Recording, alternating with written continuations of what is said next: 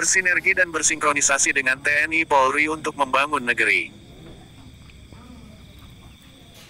Terkini pemirsa, pada agenda sidang pembelaan hari Kamis tanggal 9 November tahun 2023, Majelis Hakim dan Jaksa Penuntut Umum (JPU) dari Pengadilan Tinggi Jawa Barat, panik luar biasa. Ternyata terdakwa Dr. Insinyur Muhammad Darwis justru yang menjadi korban pemerasan diduga oleh oknum penyidik Polda Jawa Barat, 1,8 miliar rupiah, dan ironisnya lagi Majelis Hakim tercengang setelah mendengarkan isi dari pembelaan atau pledoi yang disampaikan oleh kuasa hukum terdakwa kantor pengacara Gapta Law Office Richard William yang menerangkan bahwa ternyata alat bukti yang dipergunakan di persidangan patut diduga palsu, dan saksi-saksi keterangannya patut diduga juga keterangan palsu, dan yang lebih membikin panik adalah ternyata terdakwa sampai saat ini tidak terdapat adanya surat perintah penahanan, namun tetap dilakukan penahanan dalam perkara ini. Bersama media www.bkrinews.or.id, kritis terhadap lingkungan dan penegakan hukum, Kamis tanggal 9 November tahun 2023 pukul 15.39 waktu Indonesia bagian Barat dari Kota Bandung melaporkan. Pasal 185 ayat 1. Keterangan saksi sebagai alat bukti ialah apa yang saksi nyatakan di sidang pengadilan. Ayat 2. Keterangan seorang saksi saja tidak cukup untuk membuktikan bahwa terdakwa bersalah terhadap perbuatan yang didakwakan kepadanya. Ayat 3. Ketentuan yang dimaksud dalam ayat 2 tidak berlaku apabila disertai dengan suatu alat bukti yang sah dan lainnya. Ayat 4. Keterangan beberapa saksi yang berdiri sendiri tentang suatu kejadian atau berada dapat digunakan sebagai suatu alat bukti yang sah apabila keterangan saksi itu ada hubungannya satu dengan lain sedemikian rupa sehingga dapat membenarkan adanya suatu kejadian atau keadaan tertentu. Baik pendapatan maupun rekaan yang diperoleh dari hasil penahanan saja bukan merupakan keterangan saksi. Ayat 6. Dalam menilai perbenaran keterangan seorang saksi, hakim harus dengan sungguh-sungguh memperhatikan a. Persesuaian antara keterangan saksi satu dengan yang lainnya. Persesuaian antara keterangan saksi dengan alat bukti lain. C.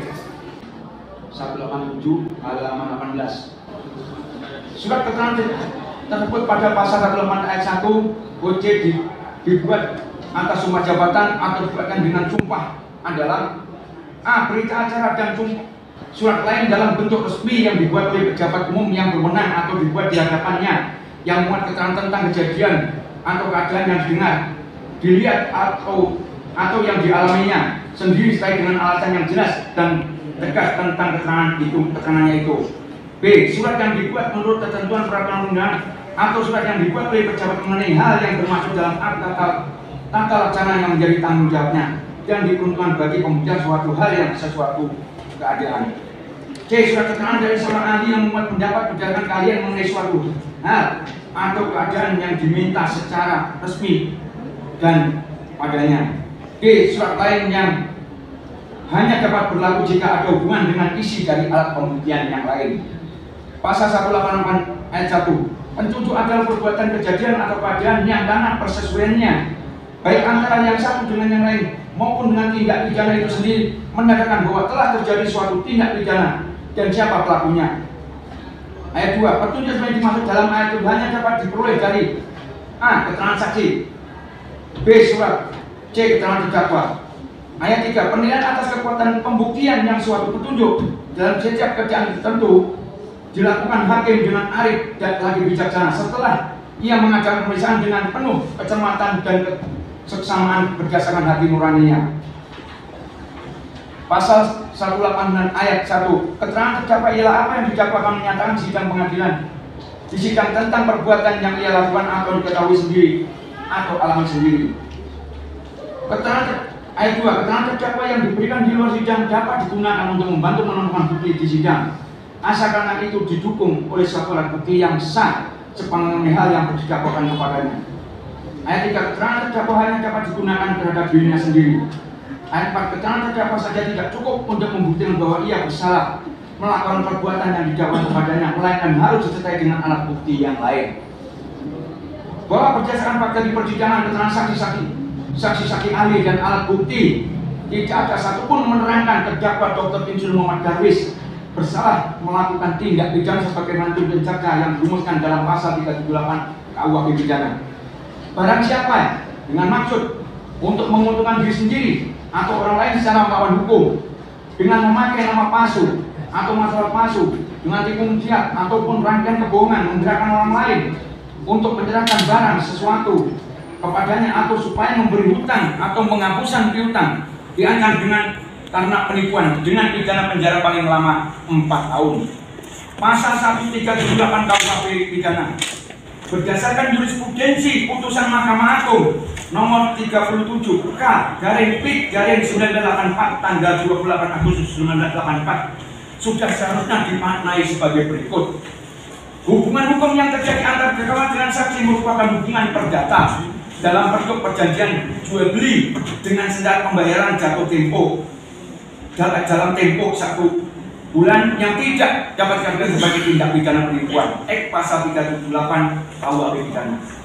Bahwa berdasarkan kitab undang-undang hukum perdata KUHP perdata pada bunyi pasal 1338 dan pasal 1339.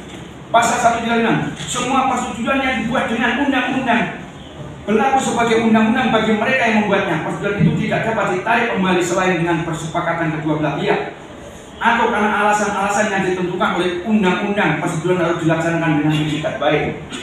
Pasal 1339, persetujuan tidak hanya mengikat apa yang dengan tegas ditentukan di dalamnya, melainkan juga segala sesuatu yang menurut sifatnya. Persetujuan dituntut berdasarkan keadilan, kebiasaan atau undang-undang. Bahwa berdasarkan alat bukti alat pengikatan jual beli nomor 136 yang dibuat oleh notaris B. Andi Wijayanto SH pada tanggal 31 Maret 2015 pukul 10.30 pada klausul pasal 8 mengenai perjanjian ini dan segala akibat serta pelaksanaan pihak pertama dan pihak kedua memilih tempat yang tetap dan semuanya pada Pengadilan Negeri Kota Balikpapan. Bahwa dengan demikian sudah membuktikan keterangan ahli perusahaan yang menerangkan bahwa benar mengingat dalam pasal 9 akte perjanjian pengikatan jual beli saham nomor 139 tanggal 31 Maret para pihak tidak secara spesifik menyebutkan pengadilan mana yang akan menyelesaikan apabila musyawarah dan mufakat tidak tercapai. Maka menurut ahli, pengadilan yang dimaksud dalam pasal di atas dapat pengadilan yang memeriksa kasus perdata maupun pidana jika ditemukan adanya dugaan tindak pidana. Berdasarkan akte satunya tanggal 31 tahun 2015 bahwa keterangan ahli tidak terbukti. Bukti T1-nya nanti akan kami lampirkan. Bahwa berdasarkan alat bukti akte perubahan nomor 2 yang dibuat oleh notaris Ahmad Fahrudin SH SPN pada tanggal 19 Agustus 2008 Jok Akta RUPS nomor 57 yang dibuat oleh notaris Dr. Irawan Surojo SH MSI pada tanggal 4 November 2010 Jok Akta RUPS nomor 23 yang dibuat oleh notaris Dr. Irawan Surojo SH MSI menerangkan 1. Tuan Dr. Insinyur Muhammad Darwis sebagai direktur dan 2. Nyonya Insinyur Junatri Amelia sebagai komisaris. Bahwa demikian keterangan ahli perusahaan dan ahli pidana yang menerangkan bahwa benar penggunaan akte perubahan legislatif tahun 2008 yang dijadikan dasar pengikatan jual beli saham tidaklah tepat dalam akte perubahan nomor 2 tanggal 19 Agustus 2008 pemilik 750 saham Petrolan yang dijual kepada Rendawin adalah milik saudara Juan. Sementara berdasarkan ketentuan ayat 7 akte perubahan nomor 2 tanggal 9 Agustus bahwa pemindahan hak atas saham harus berdasarkan akte pemindahan hak yang didatangkan oleh pemindahan dan penerima pemindahan atau kuasanya. Oleh karena itu dalam saham sebanyak ini saham ini yang harus menandatangani adalah saksi dulu dari bukan terdakwa melalui keterangan ahli perusahaan. Dengan memakai nama palsu atau marwah palsu, dengan tipu muslihat dan rangkaian kebohongan dalam hal ini terdakwa Dr. Muhammad Darwis melakukan pengerjaan atau rangkaian kebohongan yaitu dengan menawarkan tambahan batu bara kepada saksi dengan perbuatan-perbuatan dengan menunjukkan lembaran fotokopi dan sebagainya. PT Serdan pada halaman 21. PT Serdan dalam akte penelitian salah satu komisaris yang benar jual-jualan adalah PT yang tidak mengakui sebagai penggeledahan seolah-olah mulisan sebesar 700 juta rupiah menggerakkan orang lain untuk menyerahkan barang suatu jumlahnya supaya memberikan utang maupun mengumpus piutang dalam ahli pidana.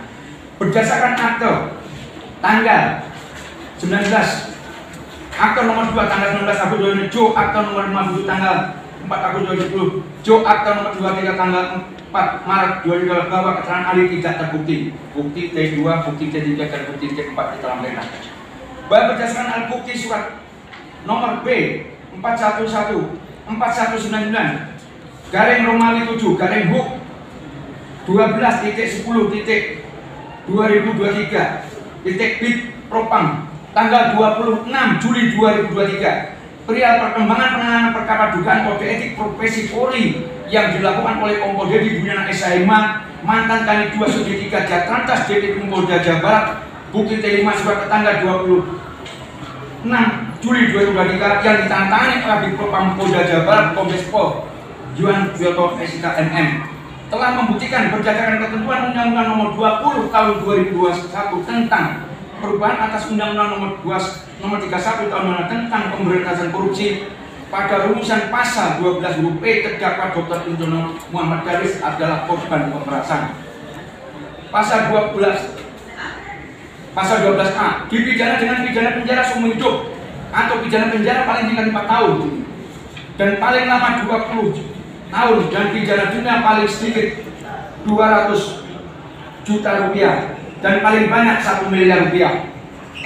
Pegawai negeri atau penyelenggara negara yang dengan maksud menguntungkan diri sendiri atau orang lain secara melawan hukum atau dengan menyalahgunakan atau kekuasaannya memaksa seorang memberikan sesuatu, membayar atau menerima pembayaran dengan pertolongan, potongan atau untuk menggerakkan sesuatu bagi dirinya sendiri. Kesimpulan, Majelis Hakim sudah seharusnya menolak tuntutan jaksa dan meminta supaya jaksa untuk memulihkan nama baik terdakwa, menerangkan bahwa keterangan saksi ahli perusahaan yang riwayat pekerjaannya mahasiswa belum tentu mewakili sebagai ahli dalam perkara ini, menerangkan bahwa semua keterangan saksi ahli perusahaan dan saksi ahli pidana dapat kita kategorikan sebagai keterangan ahli nujum dikarenakan tidak pernah melihat alat bukti yang seharusnya sesuai dengan keahliannya. Penjelasan, tidak melihat alat bukti yang sebenarnya berdasarkan akte nomor 136 tanggal 31 Maret 2014, Jo akte nomor 2 tanggal 19 Agustus 2008, Jo akte nomor 57 tanggal 4 November 2010, Jo akte nomor 23 tanggal 4 Maret 2012 yang menerangkan bahwa terdakwa Dr. Injono Muhammad Darwis yang menerangkan sebagai pemilik dari PT Siraba dan bukan Julius Johan, menerangkan bahwa telah terjadi pelanggaran hak asasi manusia HAM dalam perkara ini dikarenakan berdasarkan bunyi tuntutan jaksa penuntut umum JPU yang memutuskan pada poin 2 menjatuhkan pidana oleh karenanya itu dengan pidana penjara 3 tahun dan 6 bulan dikurangi masa penahanan yang telah dijalani. Penjelasan, surat perintah penahanan atau penetapan hakim pasal 21 ayat 2 KUHP pidana serupa dengan penangkapan tembusan surat penahanan atau penetapan hakim harus diberikan kepada keluarga dari orang yang ditahan pasal 21 ayat 3 KUHP pidana. Terbukti terdakwa Dr. Injono Muhammad Darwis, keluarga dan kuasa hukumnya tidak pernah mendapatkan surat perintah penahanan dalam perkara ini. Poin 3, menyatakan barang bukti berupa disita dari Seri Nata Wijaya berupa 1 bundel salinan akte perjanjian jual beli saham nomor 136 tanggal 31 Maret 2014. Penjelasan, terbukti tidak sesuai dengan alat bukti yang benar berdasarkan akte nomor 136 tanggal 31 Maret 2014, Jo akte nomor 2 tanggal 19 Agustus 2008, Jo akte nomor 57 tanggal 4 November 2010, Jo akte nomor 23 tanggal 4 Maret 2014 yang menerangkan bahwa terdakwa Dr. Injono Muhammad Darwis yang menerangkan pemilik dari PT Siraba dan bukan Julius Johan, memerintahkan kepada jaksa penuntut umum JPU akan memproses hukum para saksi sebagaimana aturan hukum yang diatur sebagaimana bunyi rumusan pasal 24 2 KUHP pidana. Penjelasan, ayat 1, barang siapa dalam hal yang menurut peraturan undang-undang penuntutan suatu keterangan dengan sumpah atau jika keterangan itu membawa akibat bagi hukum dengan sengaja memberikan keterangan palsu yang ditanggung dengan sumpah baik dengan lisan atau dengan tulisan maupun oleh dia sendiri atau kuasanya yang istimewa ditunjuk untuk itu, dihukum penjara selama-lamanya 7 tahun. Ayat 2, jika keterangan saksi keterangan palsu yang ditandatangani yang ditanggung jika keterangan palsu yang ditanggung dengan sumpah itu diberikan dalam perkara pidana dengan merugikan si terdakwa atau si tersangka, maka si tersalah itu dihukum penjara selama-lamanya 9 tahun. penutup. Akhirnya kami penasihat hukum memohon kepada yang terhormat Majelis Hakim memberi keputusan yang seadil-adilnya. Aku Gunung dengan hanya mengacu pada kebenaran terungkap dalam persidangan ini dan karena ketentuan hukum yang ada serta dengan memperhatikan unsur-unsur pasal tindak pidana. Hormat kami pada terdakwa Sofian Muhammad dari Sekretariat William. Mohon izin Majelis Hakim, kita mau serahkan yang belum terungkap di persidangan.